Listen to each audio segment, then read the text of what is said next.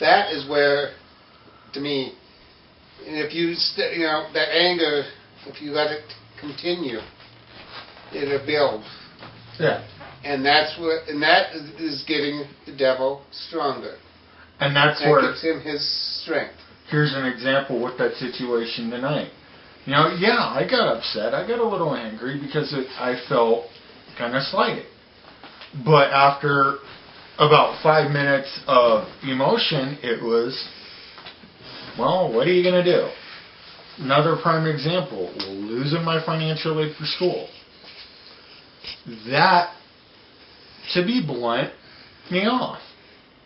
Because of the fact it was like I had done the best I could.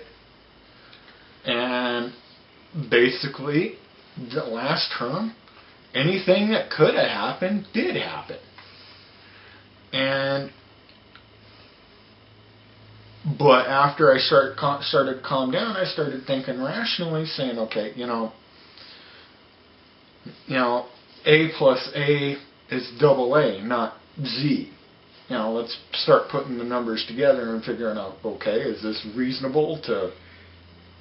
And granted, my wife and I are going to be broke for the next 3 months while we're paying for my schooling, but I'm still going and I'm going to get back on financial aid. It's one of those things that, to me, this is a verse that basically says,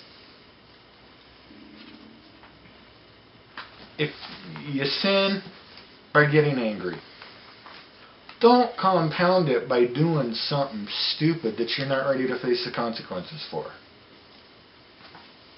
Such as hitting a loved one. Such as hitting a pedestrian. Such as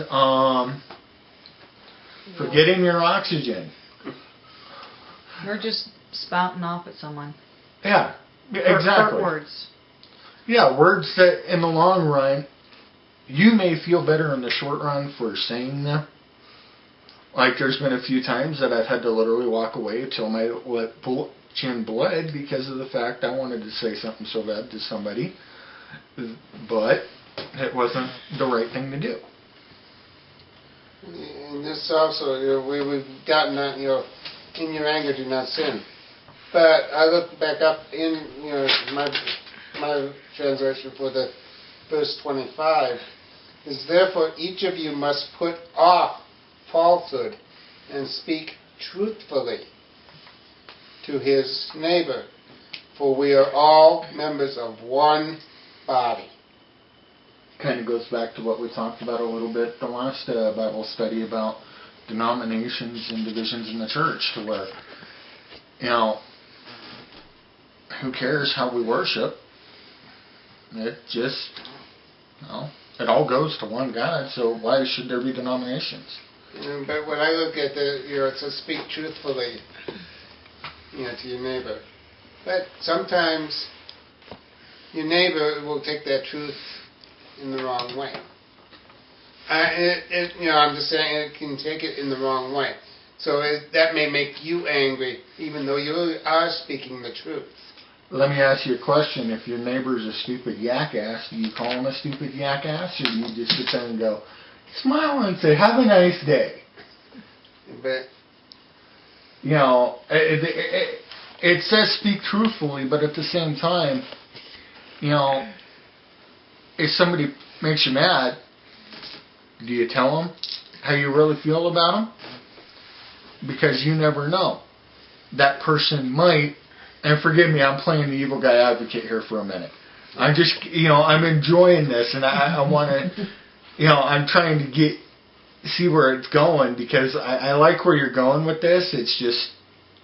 I understand what you're saying exactly, because I've seen so many shows and everything that where people are sometimes they put it being too open and being truthful, and that's gotten that person who's been truthful in so much trouble. Yeah. And because he is speaking the truth, those people get mad at him. But even though it is the truth, if you call somebody what you think, then again, you think it's this. If you that person, in truth, he may not be, but he's been putting on that persona. All right, I have to agree with you on that. That I'm just saying, that's what I look at. So if you speak truthfully, and I agree with you on part, I don't. If you can't say something, and if it's not the truth, but you know it's going to hurt that person, don't even say anything about it. It's kind of why I like the movie Fireproof. And yes, I'm going to borrow, day one of the movie for a minute. The two main characters in Fireproof, they're heading down a line for divorce. And they get this book. Yeah. And according to the movie, the first page in the book is, if you don't have anything nice to say, don't say anything. It's that thing of somebody can piss you off all day HE hockey sticks. But at the same time, what happens if you don't respond? They're either going to try harder to get at you, or they're going to go, okay, something's up here. Yeah. No, I agree with you. I agree with you. But a response, that's where some things come in. Discretion and being discretionary values. But when you set that, are you going to be taking away from some other things? To me, this is a thin line of how to work something out. That is where I look at it. And granted, there's times that I get frustrated at somebody, and I will, she's going to read me very well, and I know I can't hide anything from her, type thing.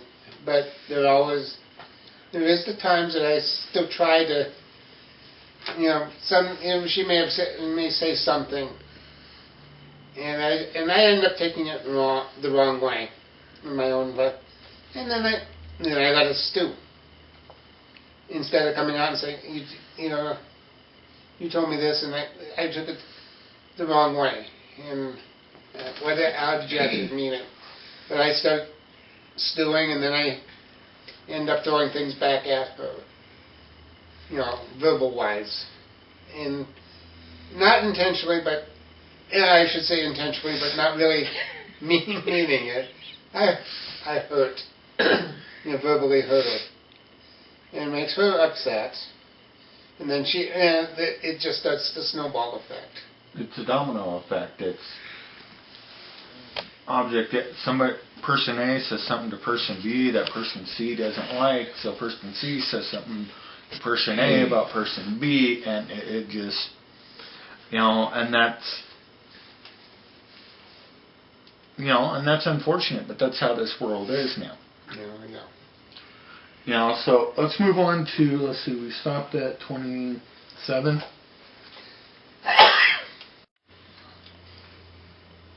John 14:16 and 1 Corinthians 6:11. We're not going to go look them up. I'll go ahead and handle.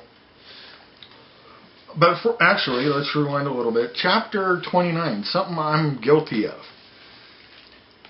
Don't use foul or abusive language. Let everything you say be good and helpful, so that the words will be encouragement to those who hear them. Dad, does that mean just profanity? No. Not to me. What does it mean to you? Actually, you can, when you talk down to somebody,